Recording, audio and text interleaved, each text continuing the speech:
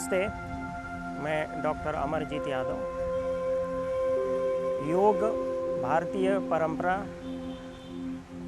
का एक महत्वपूर्ण विषय है। योग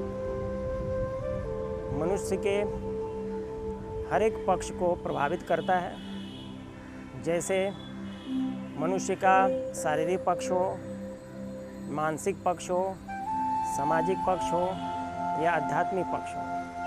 संपूर्ण विश्व में योग एक ऐसा विषय है जो व्यक्ति के जीवन के हर एक पक्ष को स्पर्श करता है और इस संदर्भ में व्यक्ति यदि समग्रता से नियमबद्ध ढंग से योग का अभ्यास करता है तो सर्वांगीण रूप से व्यक्ति अपने जीवन में अपने स्वास्थ्य को उन्नतशील कर सकता है, अपने अंदर अपने कर्तव्य बोध को उत्पन्न कर सकता है और इन दोनों विशेषताओं के साथ अपने जीवन के लक्ष्य को प्राप्त करने में सफल हो सकता है। योग संपूर्ण विश्व के सामने एक स्वास्थ्य उन्नति का और व्यक्ति के समग्र विकास का एक सशक्त माध्यम बन के उभर रहा है।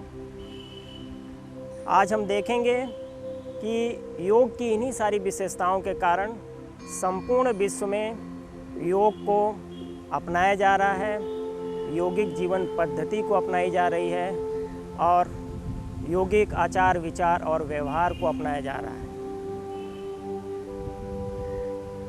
योग की इसी विशेषता, उपादेयता और मानव के संदर्भ में प्रासंगिकता के कारण ही 11 दिसंबर 2014 में संयुक्त राष्ट्र महासभा के 193 सदस्य के साथ 177 सह-समर्थक देशों ने सर्वसम्मति से प्रत्येक वर्ष 21 जून को योग दिवस मनाने का निर्णय लिया था और योग दिवस मनाने के अलग अलग उपादानों को अनुमोदित किया था। इस क्रम में हम सभी लोग जल्द ही योग के साथ जुड़कर विश्व स्तर पर इस विषय की विचारधारा को योग दिवस के माध्यम से पहुंचाने में सफल रहे हैं, क्योंकि योग सरलता का नाम है, सहजता का नाम है और समग्रता का नाम है। तो इन सारे विशेषताओं के कारण जीवन का विकास, समाज का विकास, व्यक्ति के मानसिक संकाय का विकास, उसके आध्यात्मिक स्तर का विकास, सारी चीज़ें योग के अभ्यास से सर्वसुलभ होने में सफलता मिलती है।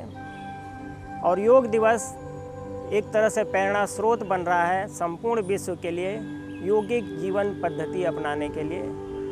तो इस कार्यक्रम में हम लोगों ने योग दिवस का जो प्रोटोकॉल है या अभ्यास क्रम है उसको आपके सामने प्रस्तुत करेंगे। तो आइए देखते हैं योग प्रोटोकॉल किस प्रकार अलग अलग आसनों, प्राणायामों, ध्यान का समुच्चय है। आइए इसका अवलोकन करें। नमस्कार। योग प्रोटोकॉल का अभ्यास करने से पहले आइए प्रार्थना का अभ्यास करते हैं, जिससे शरीर पे इसका समुचित लाभ मिले। सर्वप्रथम अपने हाथों को जोड़ते हुए अपनी आंखें बंद करिए, समान रूप से सीधे बैठते हुए प्रार्थना आरंभ करेंगे। संगच्छध्वं संवदध्वं संवो मनांसि जानतां देवाभागं यथा पूर्वे संजानाना उपासते संजानाना उपासते संजानाना उपासते। धीरे धीरे अपनी आंखों को खोलते हुए वापस आ जाएं। आइए अब हम अभ्यास करेंगे चालन क्रियाओं का। सर्वप्रथम हम अभ्यास करेंगे ग्रीवा चालन का। दोनों पाए मिले हुए, दोनों हाथों को अपने कमर पर रखते हुए श्वास को लेते हुए धीरे धीरे गर्दन को पीछे की तरफ लेकर जाएंगे। श्वास छोड़ते हुए गर्दन को नीचे की तरफ लाएंगे। पुनः श्वास को लेते हुए धीरे धीरे अपनी गर्दन को पीछे की तरफ लेकर जाएं। श्वास को छोड़ते हुए अपनी गर्दन को नीचे की तरफ लाएंगे। इसके पश्चात श्वास को छोड़ते हुए गर्दन को दाईं तरफ झुकाएं। श्वास को लेते हुए अपनी गर्दन को पहले की स्थिति में लाते हुए वापस बाईं तरफ श्वास को छोड़ते हुए गर्दन को झुकाएं। पुनः अपनी प्रारंभिक स्थिति में आते हुए आप अपनी गर्दन को दाईं तरफ घुमाएंगे। श्वास को छोड़ते हुए आपकी गर्दन दाईं तरफ, श्वास को लेते हुए पुनः अपनी प्रारंभिक अवस्था में। इसी प्रकार श्वास को छोड़ते हुए अपनी गर्दन को बाईं तरफ घुमाएं। वापस अपनी प्रारंभिक अवस्था में आते हुए अब अपनी गर्दन को, अपनी टुड्डी को कंठकूप से लगाते हुए घड़ी की सुई की दिशा में श्वास को लेते हुए अपनी गर्दन को दाएं से बाएं की तरफ, नीचे आते समय श्वास को छोड़ें। फिर से श्वास को लेते हुए गर्दन को पीछे की तरफ लेकर जाएं। पुनः श्वास छोड़ते हुए नीचे की तरफ। इसी प्रकार विपरीत क्रम में श्वास को लेते हुए गर्दन को पीछे ले जाएं। श्वास छोड़ते हुए नीचे, वापस एक बार और श्वास को लेते हुए गर्दन पीछे की तरफ और श्वास छोड़ते हुए पुनः अपनी प्रारंभिक स्थिति में आएँ। ग्रीवा चालन, इसका अभ्यास करने से गर्दन पे जो तनाव है वो तनाव दूर होता है। इसके अलावा जिनको सर्वाइकल स्पॉन्डिलाइटिस की प्रॉब्लम है वो इसको बहुत ही सावधानीपूर्वक इसका अभ्यास करें। अब हम अभ्यास करेंगे स्कंद खिंचाव का। इसके लिए सर्वप्रथम दोनों हाथों को अपने दोनों जांघों के बगल में लगाते हुए श्वास को लेते हुए धीरे धीरे अपने हाथों को, हथेलियों को ऊपर की तरफ लेकर जाएं। आपके दोनों हथेलियां बाहर की तरफ खुली हुई हों, पूरा शरीर सीधा। श्वास को छोड़ते हुए अपनी प्रारंभिक स्थिति में वापस आ जाएं। एक बार पुनः श्वास को लेते हुए हथेलियों को बाहर की दिशा में रखते हुए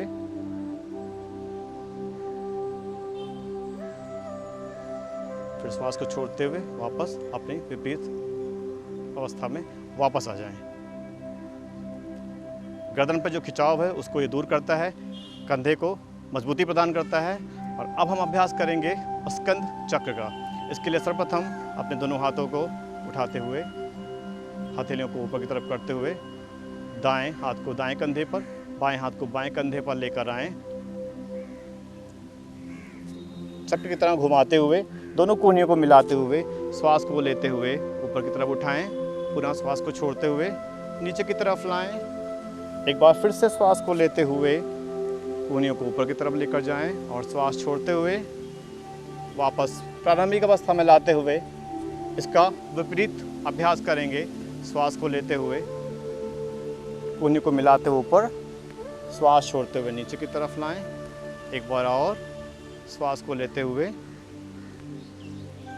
पुनः श्वास छोड़ते हुए अपनी प्रारंभिक अवस्था में आ जाएं। पैरों में थोड़ी सी दूरी रखते हुए अब हम अभ्यास करेंगे कटी चालन का। इसके लिए दोनों हाथों को अपने कंधे के बराबर उठाते हुए गहरी श्वास लें।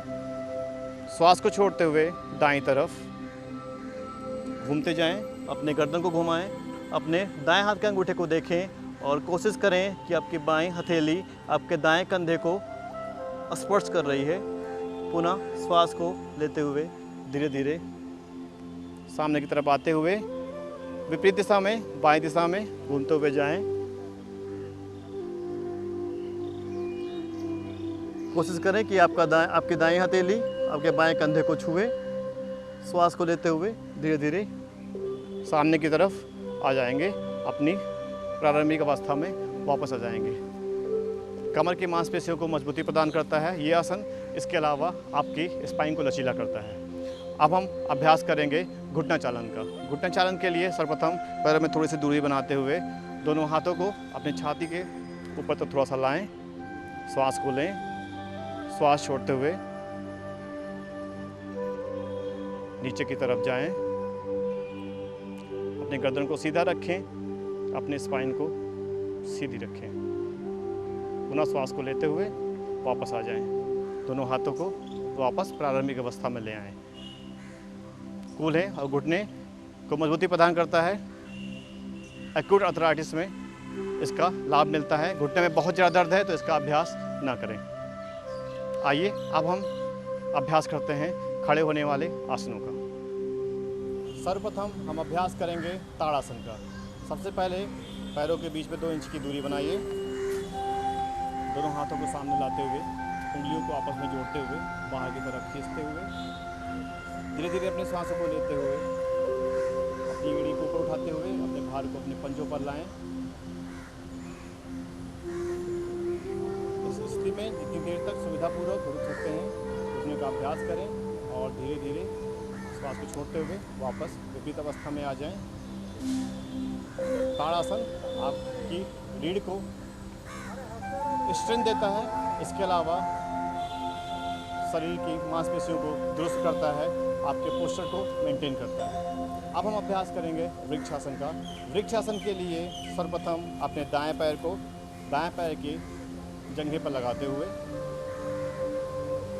कोशिश करें कि मूलाधार चक्र पे आपकी एड़ी लगी हुई है। श्वास को छोड़ें, फिर से श्वास को लेते हुए दोनों हाथों को उठाएं हथेलियाँ ऊपर। श्वास को लेते हुए दोनों हाथों को जोड़ें। आपका ध्यान किसी एक बिंदु पर केंद्रित हो। 10 से 30 सेकंड तक इस आसन में रुकने का अभ्यास करें। श्वास का आवागमन सामान्य हो। धीरे धीरे श्वास को छोड़ते हुए वापस अपनी विपरीत अवस्था में आ जाएंगे। पुनः इसका अभ्यास बाएं पैर से करेंगे। दाएं पैर को मोड़ते हुए दाएं पैर की अंदरूनी जांघ पर लगाते हुए श्वास को छोड़ें। दोनों हाथों को खोलते हुए श्वास को लेते हुए अपने दोनों हाथों को जोड़ें और किसी एक बिंदु पर अपने ध्यान को केंद्रित करें। 10 से 30 सेकंड तक या जितनी देर तक आप इस आसन में रुक सकते हैं रुकने का अभ्यास करें और पुनः श्वास को छोड़ते हुए अपनी विपरीत अवस्था में आ जाएं। वृक्षासन आपको तनाव से दूर करता है, आपके माइंड को आपका ध्यान किसी एक जगह पे लगाता है। अगर आपका ध्यान बार बार इधर उधर जाता है तो आपके ध्यान को केंद्रित करने में इस आसन का बहुत ही महत्वपूर्ण हाथ होता है। अब हम अभ्यास करेंगे पादहस्तासन का। आपके दोनों पैर मिले हुए हों। पादहस्तासन, पाद मीन्स पैर, हस्त मीन्स हाथ। इसके लिए सर्वप्रथम अपने दोनों हाथों को श्वास को लेते हुए ऊपर की तरफ उठाएं। श्वास को छोड़ते हुए धीरे धीरे आगे की तरफ आते हुए नीचे की तरफ आएं। सुनिश्चित करें कि आपकी दोनों हथेलियां पूरी तरह से ज़मीन को स्पर्श करें। आपका माथा आपके घुटने को छुए। कुछ देर इस अवस्था में रुके रहें। उसके बाद धीरे धीरे विपरीत अवस्था में वापस आ जाएं।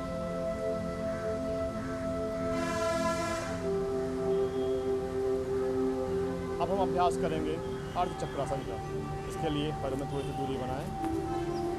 अपने दोनों हाथों को अपने कमर पर रखते हुए कंधे को, गर्दन को, श्वास को लेते हुए पीछे की तरफ खींचें।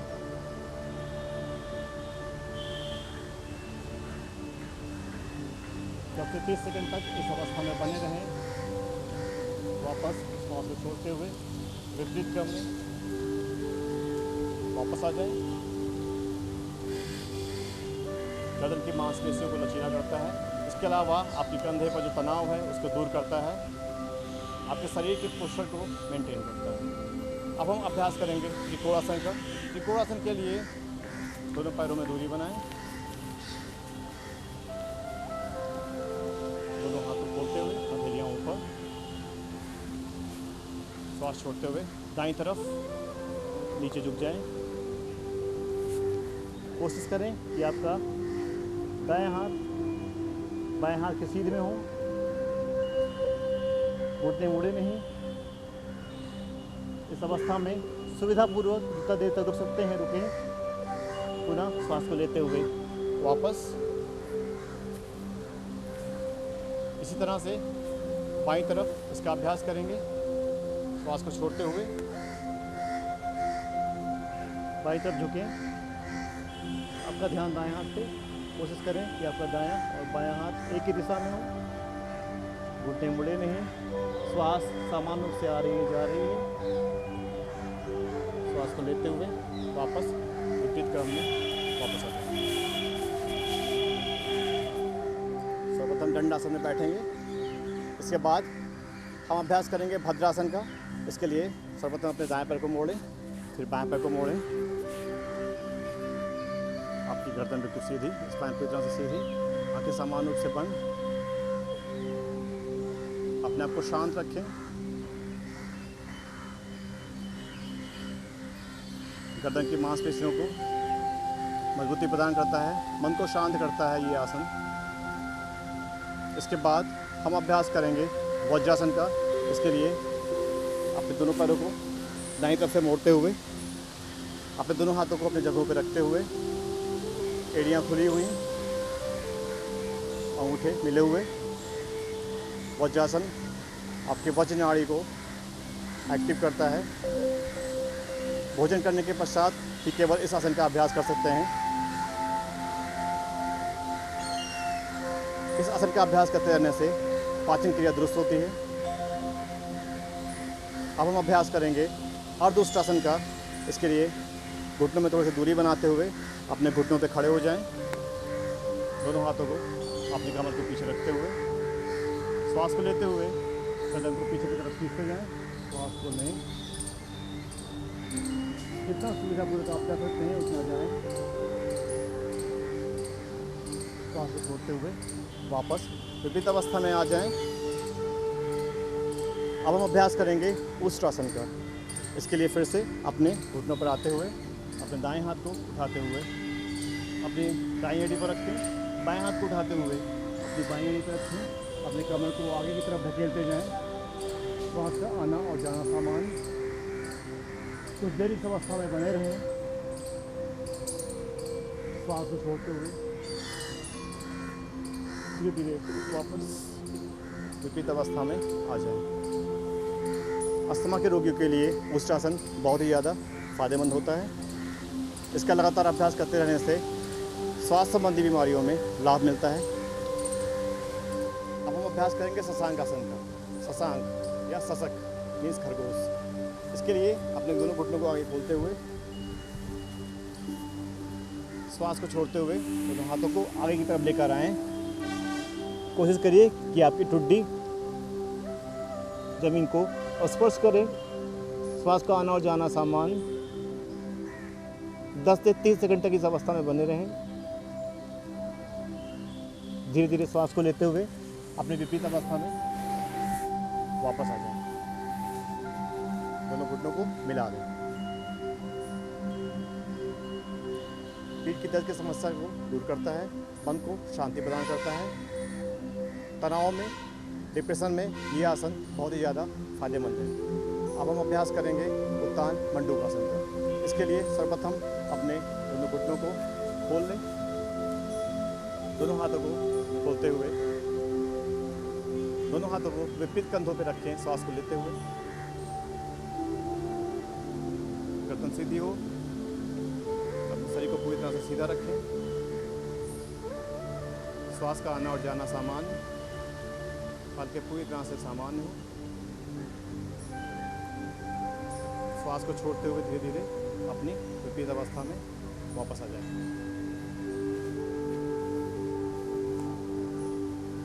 फ्रोजन शोल्डर के लिए ये आसन बहुत ही ज़्यादा लाभदायक है। अब हम अभ्यास करेंगे वक्रासन का। वक्रासन के लिए सर्वप्रथम अपने दाएं पैर को मोड़ते हुए बाएं घुटने पर लगाएं। अपने बाएं हाथ को उठाते हुए दाएं पैर के पास लाएं। श्वास को छोड़ते हुए दाएं कंधे की तरफ, पीठ की तरफ देखें। श्वास को सामान्य रूप से लें और छोड़ें। श्वास लेते हुए पुनः अपनी प्रारंभिक अवस्था में वापस आ जाएं और पुनः दूसरे पैर से इसका अभ्यास करें। बाएं पैर को अपने दाएं पैर के घुटने पर लाएं। दाएं हाथ को उठाते हुए बाएं पैर के पास लाएं और बायां हाथ पीछे रखें। श्वास को छोड़ते हुए अपनी गर्दन को पीछे की तरफ घुमाएं। कोशिश करें कि आपकी ठुड्डी आपके पीछे वाले कंधे की दिशा में हो। श्वास का आना और जाना सामान्य हो। श्वास को लेते हुए वापस अपनी प्रारंभिक अवस्था में आ जाएं। इस आसन का अभ्यास कब्ज के लिए करते हैं। इसके अलावा जिन लोगों को डायबिटीज़ है, इंडाइजेशन रहता है, उन लोगों के लिए ये आसन बहुत ही ज़्यादा लाभदायक है। अब हम पेट के बल करने वाले आसनों का अभ्यास करेंगे। अब हम करेंगे मकर आसन का अभ्यास। इसके लिए सर्वप्रथम अपने गर्दन को दाएं तक घुमाते हुए दाएं हाथ को ऊपर रखें, बाएं हाथ के ऊपर दोनों पैरों को खोलें। दायां पंजा दाएं तरफ, बायां पंजा बाएं तरफ। श्वास का आना और जाना सामान। महसूस करें कि आप धीरे धीरे शांत हो रहे हैं, तनाव से मुक्त हो रहे हैं। कुछ देर इस अवस्था में बने रहें। वापस अपने गर्दन को विपरीत दिशा में घुमा लें। श्वास का आना और जाना सामान।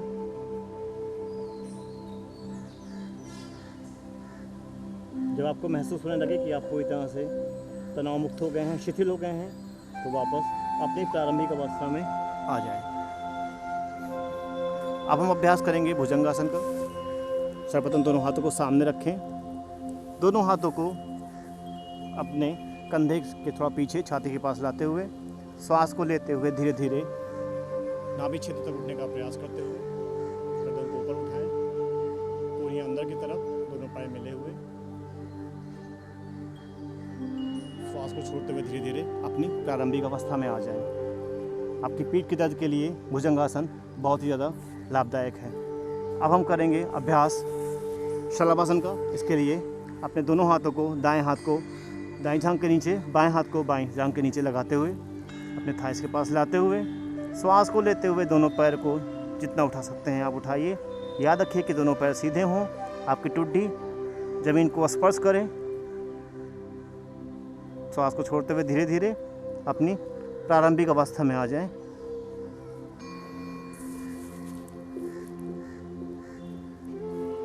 अब हम पीठ के बल करने वाले आसनों का अभ्यास करेंगे। सर्वप्रथम हम अभ्यास करेंगे सेतुबंद आसन का।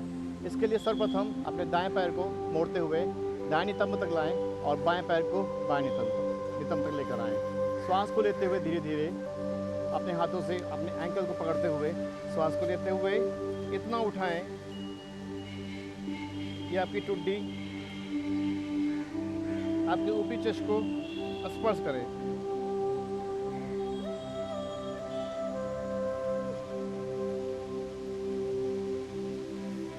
कुछ देर इस अवस्था में बने रहें और पुनः अपनी प्रारंभिक अवस्था में वापस आ जाएं। इसमें शरीर की आकृति पुल के समान हो जाती है, इसलिए इसको सेतुबंद के नाम से जानते हैं। पीठ में लचीलापन लाता है। इसके अलावा जो उच्च रक्तचाप के रोगी हैं उनको इसका अभ्यास बहुत ही सावधानीपूर्वक करना चाहिए। अब हम अभ्यास करेंगे उत्तान पादासन का। इसके लिए सर्वप्रथम दोनों पैरों को मिलाएं, दोनों हाथ अपने शरीर से सटाते हुए बगल में रखें। श्वास को लेते हुए दोनों पैर को सीधा उठाते हुए 30 डिग्री पे लाएं। कुछ देर इस अवस्था में बने रहें और धीरे धीरे वापस आ जाएं। नाड़ी मणि चक्र को ये उत्तेजित करता है, पेट की मसल्स को मजबूत करता है। पेट संबंधी बीमारियों में उत्तान पादासन बहुत ही ज़्यादा लाभदायक है। अब हम अभ्यास करेंगे अर्धहलासन का।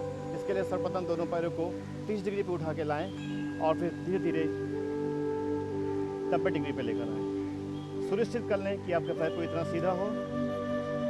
श्वास का आना और जाना सामान। अपने सुविधापूर्वक इस अवस्था में बने रहें और धीरे धीरे अपनी प्रारंभिक अवस्था में वापस आ जाएं। अर्धहलासन का अभ्यास करने से तनाव के रोगियों को बहुत ही लाभ मिलता है। जिन लोगों के जीवन में बहुत ज़्यादा तनाव है वो इसका प्रतिदिन अभ्यास करें तो इस पर अभूतपूर्व लाभ मिलता है। अब हम अभ्यास करेंगे पवन मुक्तासन का। इसके लिए अपने दोनों घुटनों से मोड़ते हुए अपने पेट पर दोनों घुटनों को लेकर आएं। दोनों हाथों को पकड़ते हुए एक दूसरे में उंगलियों को फंसाते हुए श्वास को छोड़ते हुए अपनी टोड़ी को अपने घुटने पर लगाएं। कुछ देर इस अवस्था में बने रहें। धीरे धीरे श्वास को लेते हुए अपने प्रारंभिक अवस्था में वापस आ जाएं। पवन मुक्त आसन एसिडिटी के लिए बहुत ही अच्छा आसन है। जिनको पेट संबंधी बीमारियां हैं उनके लिए ये आसन बहुत ही ज़्यादा लाभदायक है। अपच में भी इसका अभ्यास हम कर सकते हैं। वापस हम आएंगे शवासन में। हाथों पैरों में दूरी करते हुए हथेलियों को खोलते हुए अपनी गर्दन को दाईं या बाईं तरफ लुढ़का दें। श्वास का आना और जाना सामान, हल्के पूरी तरह से शांत हो। अपने प्रत्येक अंग को देखने का प्रयास करते हुए अपने शरीर को धीरे धीरे ढीला छोड़ते जाएं। महसूस करते जाएं कि आप पूरी तरह से शिथिल हो रहे हैं। पूरा शरीर शांत पड़ता जा रहा है। शरीर के विभिन्न हिस्सों पे जो तनाव था आसनों के दौरान, जो खिंचाव पड़ा है, वो धीरे धीरे कम होता जा रहा है। चेहरा पूरी तरह से कांतिमय, श्वास का आना और जाना मंद पड़ता जा रहा है। आप पूरी तरह से शिथिल होते जा रहे हैं, पूरी तरह से शांत होते जा रहे हैं। कुछ देर इस अवस्था में बने रहें। कुछ देर बाद तनाव का स्तर कम हो जाएगा। आप पूरी तरह से स्वयं को ऊर्जावान महसूस करने लगेंगे। संपूर्ण ब्रह्मांड की ऊर्जा आपके भीतर जाती हुई आप में सकारात्मकता का संचार करने लगेगी। पूरा शरीर शांत हो जाएगा।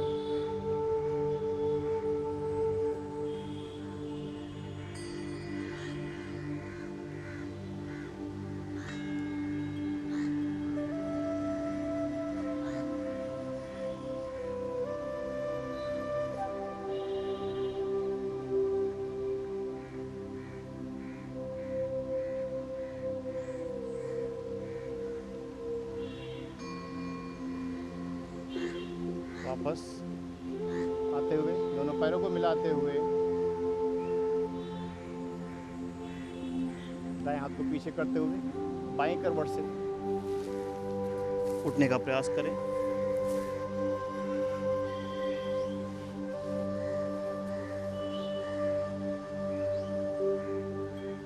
धीरे धीरे अपनी आंखों को खोलते हुए वापस आ जाएं। अब हम प्राणायाम का अभ्यास करेंगे। अब हम अभ्यास करेंगे कपालभाति का। इसके लिए सर्वप्रथम अपनी आंखों को बंद करें। माथे को पे कोई खिंचाव नहीं। गहरी श्वास को लें।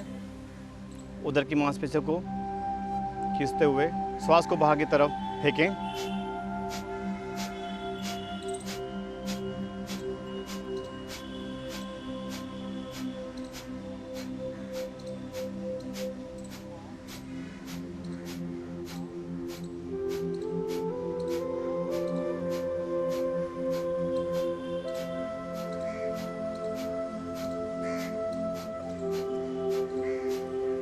धीरे धीरे वापस आ जाएं। 25 से 30 बार इसका अभ्यास करें। मस्तिष्क के लिए कपालभाति बहुत ही ज़्यादा लाभदायक है। इसके अलावा पेट संबंधी बीमारियों में भी इसके लाभ देखे गए हैं। अब हम अभ्यास करेंगे अनुलोम विलोम प्राणायाम का। इसके लिए सर्वप्रथम अपने अंगूठे से दाएं नॉस्ट्रिल को बंद कर लें। आखिर की दोनों उंगलियों से अपने बाएं नॉस्ट्रिल को बंद कर लें। फोरहेड पे लगाएं। आंखें बंद करें। अब अपनी बाईं नाक से श्वास को लें। दाईं नासिका द्वारा से श्वास को बाहर निकालें। पुनः दाईं नासिका द्वारा से श्वास को लें।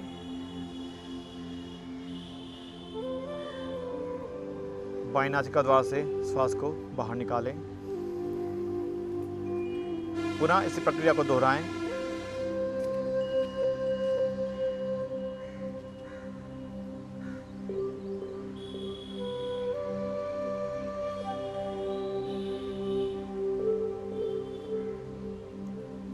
इस प्राणायाम का अभ्यास करते रहें जब तक आप सुविधापूर्वक इस प्राणायाम का अभ्यास कर सकते हैं। इसका अभ्यास करें। अनुलोम विलोम प्राणायाम से मन शांत होता है, शरीर की क्षमता बढ़ती है। विभिन्न प्रकार की मानसिक बीमारियों में इस प्राणायाम का अभूतपूर्व लाभ देखा गया है। अब हम अभ्यास करेंगे शीतली प्राणायाम का। इसके लिए सर्वप्रथम अपनी जीभ को थोड़ा सा बाहर निकालते हुए जीभ को चोंच की भांति बनाते हुए मुंह से श्वास को अंदर की तरफ खींचें।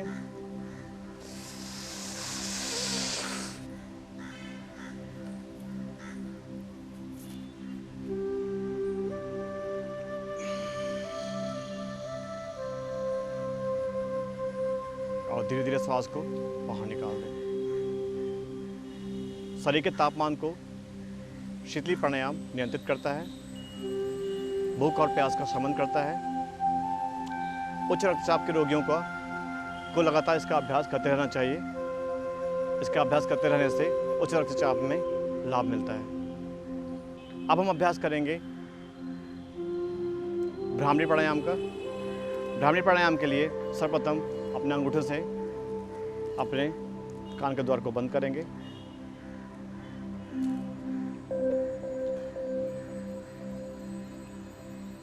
पहली उंगली से अपने माथे के ऊपर रखेंगे अनामिका, और दूसरी उंगली से रिंग फिंगर को ओठ के ऊपर रखें और आखिरी उंगली को ओठ के नीचे लगाते हुए भौरे का भ्रमण करते हुए श्वास को लें। पहले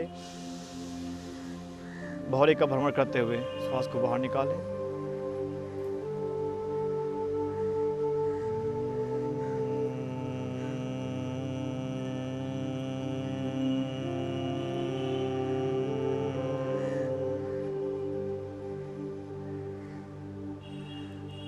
धीरे धीरे वापस आते हुए अपनी आंखों को खोल लें। भ्रामरी प्राणायाम से तनाव से मुक्ति मिलती है। इसका लगातार अभ्यास करने से सेरेब्रम कॉर्टेक्स में जो भी तनाव है वो तनाव धीरे धीरे रिलीज हो जाता है, और इसका लगातार अभ्यास करने से आपको तनाव में मुक्ति मिलती है। अब हम करेंगे ध्यान का अभ्यास। इसके लिए सर्वप्रथम किसी भी सुखासन में बैठ जाएं। पद्मासन, सुखासन, सिद्धासन, वज्रासन, जिसमें भी आप सुविधापूर्वक बैठ सकते हैं बैठें। ज्ञान मुद्रा को बनाएं। अपनी गर्दन को सीधा रखें। बिल्कुल सीधे बैठते हुए सामान्य रूप से आंखें बंद करें और केवल अपने ध्यान को अपनी सांसों पर केंद्रित करें। बहुत ज़्यादा ध्यान लगाना नहीं है, केवल जो भी श्वास आपके भीतर आ रही है और श्वास धीरे धीरे शरीर से बाहर जा रही है, उस श्वास के आने और जाने के मार्ग को ध्यान से देखने का प्रयास करें। जितना आपका ध्यान आपकी सांसों के प्रति केंद्रित होता जाएगा, उतना ही आप शांत होते जाएंगे और ध्यान स्वयं कुछ समय पश्चात लग जाएगा। इस अवस्था में बने रहें। जितना ज़्यादा आप गहराइयों में जाते जाएंगे, जितना ज़्यादा स्वयं को सांसों के प्रति जागरूक करने का प्रयास करते जाएंगे, जितना स्वयं को भीतर ले जाने का प्रयास करते जाएंगे, उतना ही आप शांत होते हुए ध्यान के मार्ग में धीरे धीरे बढ़ते जाएंगे।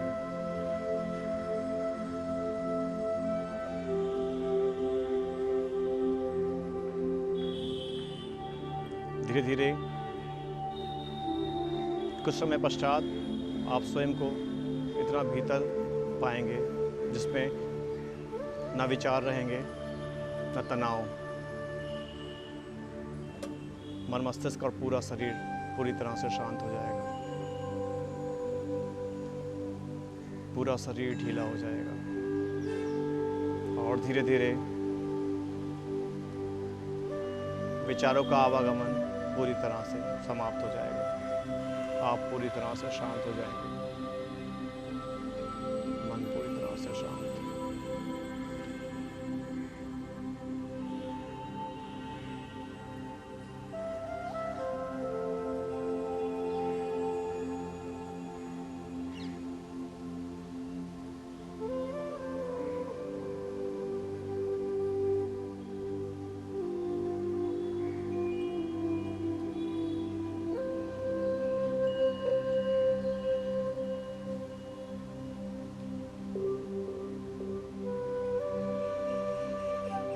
सुविधापूर्वक जितना देर इसका अभ्यास कर सकते हैं आप इसका अभ्यास करें और धीरे धीरे वापस आते हुए अपनी आंखों को खोल लें।